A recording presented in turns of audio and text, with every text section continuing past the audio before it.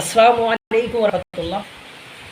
প্রতিবেশীর আম বাগানে আগুন লাগলে আমার আম বাগানে যে আসবে না, এটা কিন্তু বলা কষ্টকর। ওই যে একটা কথা আছে, শহরে আগুন লাগলে দেওয়ালায় কি আর বাদ যায়, মসজিদ মন্দির কি বাদ যায়? যায় না, সেখানেও আগুন লেগে যায়।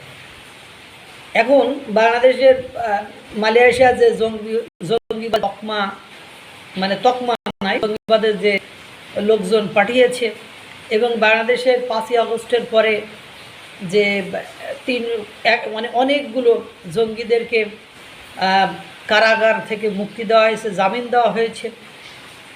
এরা যে এখন মানে ঘুরে বেড়াচ্ছে, অনেকে কারাগার ভেঙে আপনার বাইরে চলে গিয়েছে, তাদেরকে এখনও গ্রেপ্তার করা সম্ভব হয়নি বা তারা ফিরে আসেনি।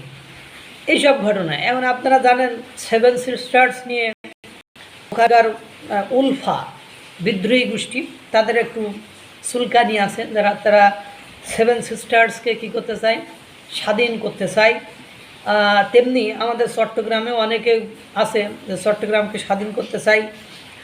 আবার 7 সিস্টার্স নিয়ে বাংলাদেশেরও বিভিন্ন ধরনের সরকার বেসরকারি রাজনৈতিক মহল থেকে মাঝে মাঝে আবার হালকা করে বাতাস দেওয়া হয়। সেটা নিয়ে মায়ানমার বা ভারত কিন্তু বাংলাদেশের উপর এক প্রকার রেগে মেগে আগুন, যাতে অগ্নিশর্মা বলা হয়। এখন আপনারা জানেন যে উলফা যে বিদ্রোহী গোষ্ঠী ভারতের আসাম অঞ্চলকে 7 সিস্টার্স অঞ্চলকে স্বাধীন করতে চায়। ওরা মূলত শেল্টার নিয়েছে বা ওরা মূলত থাকে হলো আপনার মিয়ানমারে। এখন ভারত কিন্তু ড্রোন অ্যাটাক করেছে এই মিয়ানমারের উলফা বাহিনীকে উদ্দেশ্য করে, এবং 3 জন নেতা কিন্তু সেখানে নিহত হয়েছে। মিয়ানমারে উলফার ঘাঁটিতে ভারতের হামলা, 4 ক্যাম্পে দফায় দফায় হামলায় ব্যাপক ক্ষয়ক্ষতি। যদিও ভারত সরকার বিষয়টি এখনও স্বীকার করেনি। ভারতের শতাধিক ড্রোন হামলায় সংগঠনটির অন্তত 4টি ক্যাম্প ব্যাপকভাবে ক্ষতিগ্রস্ত হয়েছে বলে দাবি করেছে উলফা। নিষিদ্ধ এই সংগঠন উলফা সংগঠনটির অভিযোগ, মিয়ানমারের অভ্যন্তরে ঢেকে বিভিন্ন স্থাপনাকে লক্ষ্য করে শতাধিক ড্রোন হামলা চালায় ভারতের সেনাবাহিনী। ড্রোন হামলায় নিহত হয় উলফার অন্যতম 3 জন শীর্ষ কর্মকর্তা। সামরিক শাখার জ্যেষ্ঠ কমান্ডার লেফটেন্যান্ট জেনারেল নয়ন ও রয়েছে বলে জানিয়েছে ভারতের একাধিক সংবাদ মাধ্যম। এবার দেখেন লাগলো কোথায়, মানে ভারত এই যে সার্জিক্যাল অ্যাটাক বা এই যে অস্ত্রশস্ত্র দিয়ে ড্রোন দিয়ে অ্যাটাক করেছে, এইবার এটা কোন জায়গায় যে দাঁড়াবে। এখন মনে করেন এই যে আজকে আপনার মায়ানমারে উলফা বাহিনীর উপর করল, 2 দিন পরে বাংলাদেশের এই যে জঙ্গি নিয়ে যে তৎপরতা বা জঙ্গির বিষয়টা নিয়ে মালয়েশিয়া যেভাবে একেবারে পরীক্ষা নিরীক্ষা করে প্রমাণাদি দিয়ে বাংলাদেশে পাঠালো, আবার বাংলাদেশে পাঠানোর পরে 4 জনকে আবার না কয়েকজনকে আবার রিমান্ডেও নেওয়া হলো। তারপরে আমেরিকাও উদ্বেগ প্রকাশ করছে, উৎকণ্ঠা প্রকাশ করছে। আপনার বাংলাদেশের স্বরাষ্ট্র উপদেষ্টা জাহাঙ্গীর আলম চৌধুরীর সাথে বৈঠক করেছে, ও তারাও এই বিষয়টি নিয়ে কথা বলেছে। এবং 5ই আগস্টের পরে আমেরিকার কয়েকটি ইউনিট আপনার তাদের অর্থায়নে জঙ্গিবাদ নিয়ন্ত্রণে কাজ করত, সেগুলোও নিষ্ক্রিয় কাজ করছে না। সব কিছু মেলায় বাংলাদেশের গায়ে একটা জঙ্গি একটা তকমা আবারও লাগার উপক্রম হয়েছে।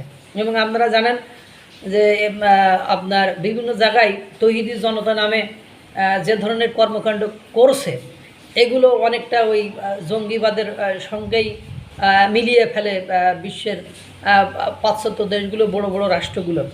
যখন এই ধরনের ঘটনা এক ঘটবে, তখন যে মিয়ানমারের মতো বাংলাদেশেও যে একটা অঘটন ঘটবে না, এটা কিন্তু বলা যায় না। তার মধ্যে আবার দেখেন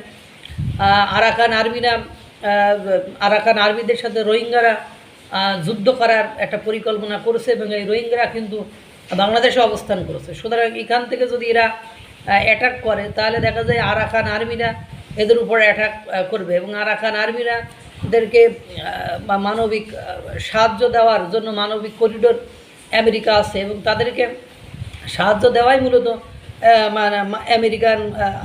আমেরিকার লক্ষ্য এবং উদ্দেশ্য। এখন এইসব করতে করতে এবং পাশে মনে করেন আসাম, মিজোরাম এগুলো আছে, তাদের উপরেও যে একটা মানে বোম যদি পড়ে বা কোনো একটা অঘটন ঘটাই ফেলে কেউ, তখন যে ভারত আক্রমণ করবে না এটাও এরকমও কিন্তু কোনো গ্যারান্টি নেই। সব কিছু মিলে যে মিয়ানমারের এই উলপার ঘাঁটিতে ভারতের যে শতাধিক ড্রোন হামলা, যদিও ভারত এখনও এটা স্বীকার করেনি, তারপরেও যেহেতু উলফা বাহিনীর কথা বলছে, আবার এমনও হতে পারে যে তাদের অভ্যন্তরে যে যুদ্ধ চলতেছে আরাকান আর্মির সাথে জান্তা সরকার, অন্য কোনো গ্রুপও এটা করতে পারে। কিন্তু ঘটনা তো একটা ঘটছে, এই ঘটনার আঁচ বা ধাঁচ যে কখন যে বাংলাদেশের উপরে এসেও এরকম ড্রোন, মাঝে তো দেখছিলেন সীমান্তবর্তী এলাকায় ভারতের 4টা না 5টা ড্রোন ঢুকে তত্ত্বাবধান করছিল কোথায় কি আছে। এরপরে তো পুশিং অ্যাক্টিভিটিস একের পর এক আছে। সব কিছু মিলায় এজন্য একটা বিদঘেটে একটা অবস্থা, একটা জগা খিচুড়ি অবস্থার মধ্যে আছে। আল্লাহ তাআলা সকলকে আমাদেরকে রক্ষা করুক, ভালো রাখুক, সুস্থ রাখুক। আসসালামু আলাইকুম ওয়া রাহমাতুল্লাহ।